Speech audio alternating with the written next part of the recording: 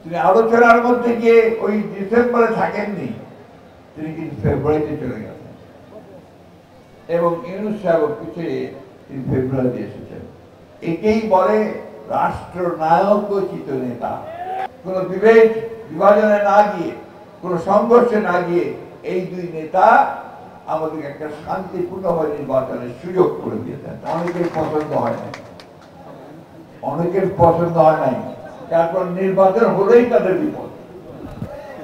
এখন নির্বাচন নাই, সুতরাং তাদের অনেক গুরুত্ব আছে।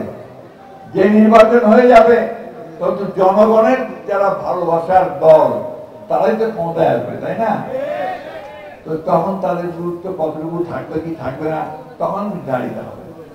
যে কারণে ওরা নারাজ হয়েছে এবং নারাজ হয়ে গতকালকে একটা বৈঠকে হাজির হয় না।